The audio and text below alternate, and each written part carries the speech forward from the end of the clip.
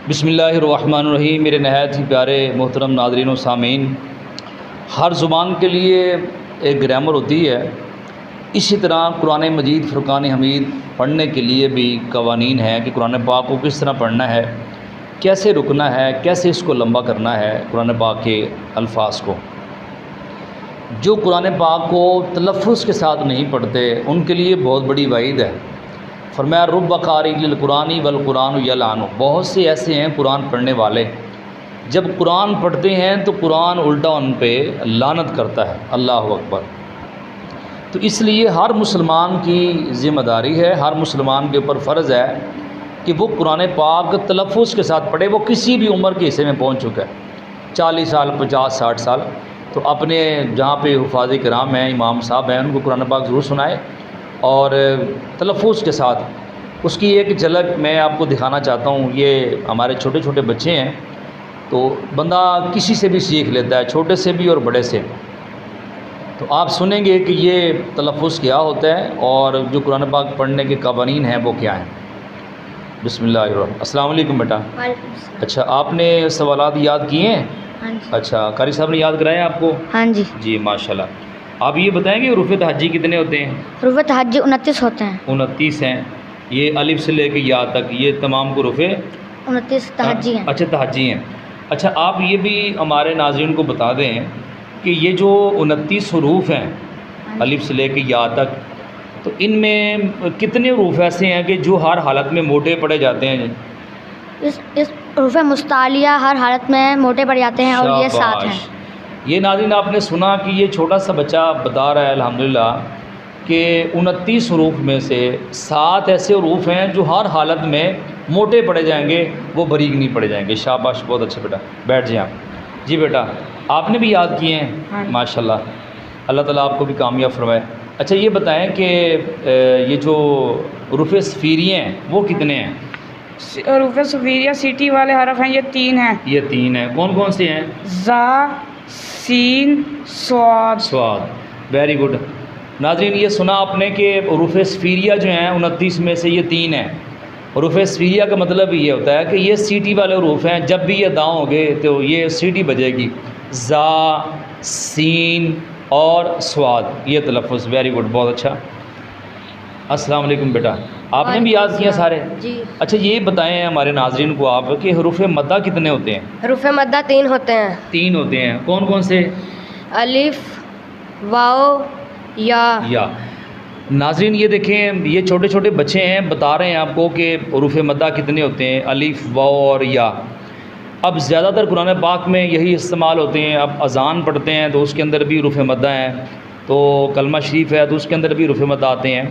तो ये छोटे छोटे बच्चे बता रहे हैं। अच्छा, इसमें वाव मद्दा किसे कहते हैं? वाव साकिन से पहले से पेश हो तो वाव मद्दा हो। जी बिल्कुल, वाव साकिन जहाँ पर भी आ जाए उससे पहले अगर पेश आ जाए तो उसे वाव मद्दा कहते हैं। इसे कितना खींच के पढ़ते हैं?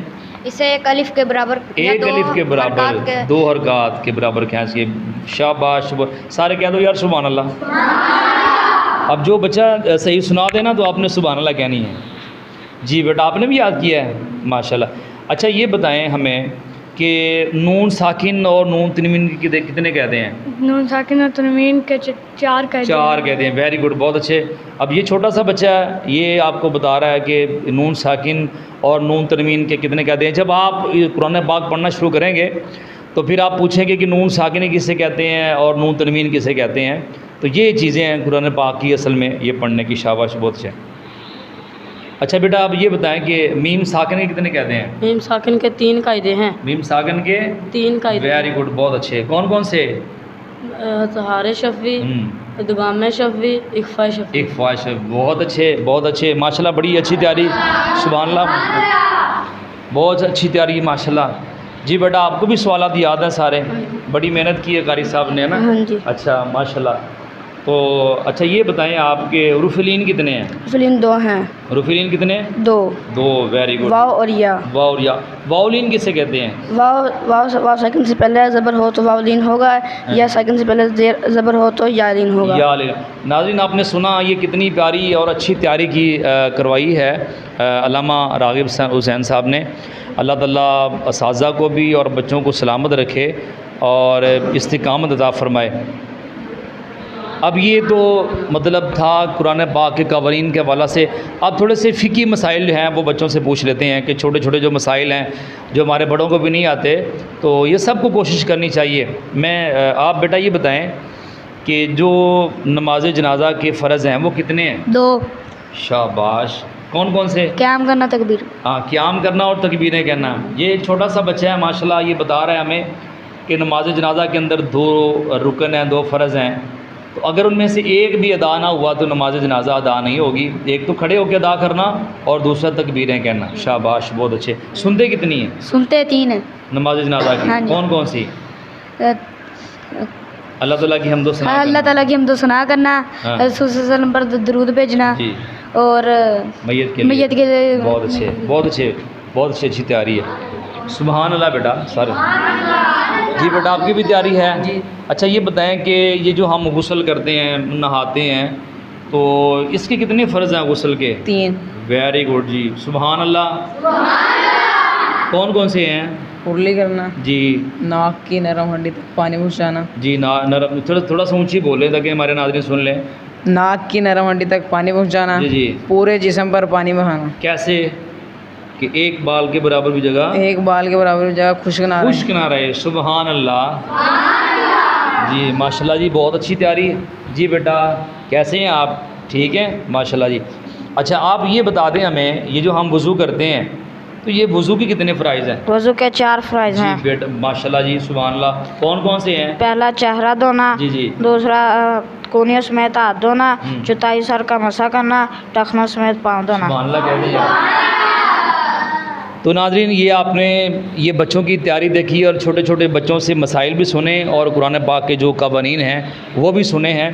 तो ये हम सब कोशिश करें, आज नहीं तो कल, कल नहीं तो परसों, जान तो हमारी निकल ही जानी है, लेकिन अच्छे तरीके से निकले। आज हम कुरान पाक से वफ़ा करें तो इंशाअल्लाह जब आज हम कुरान पाक से वफ़ा करेंगे और जैसे ही कल हमारी आंखें बंद होंगी तो इंशाअल्लाह कुरान पाक ये सामने होगा। जब हमें कब्र में उतारा जा रहा होगा, हम कुरान पाक से वफ़ा करने वाले होंगे, तो ये जो हमारे साथी दोस्त उस अंधेरी कब्र में छोड़कर आएंगे, अभी हमारा जिस्म वहाँ पे ज़मीन पर नहीं लगेगा, तो कुरान पाक इंशाअल्लाह वहाँ पे हमारा इस्तकबाल करेगा इंशाअल्लाह। और हज़रत मौला अली रज़ी अल्लाह तआला फरमाते हैं कि जिसने कुरान पाक के साथ वफ़ा की, कुरान पाक को मोहब्बत के साथ पढ़ा, कल जब क़यामत के दिन वो अपनी कब्र से उठेगा तो सामने कुरान पाक के नूरानी शक्ल में खड़ा होगा। सुबह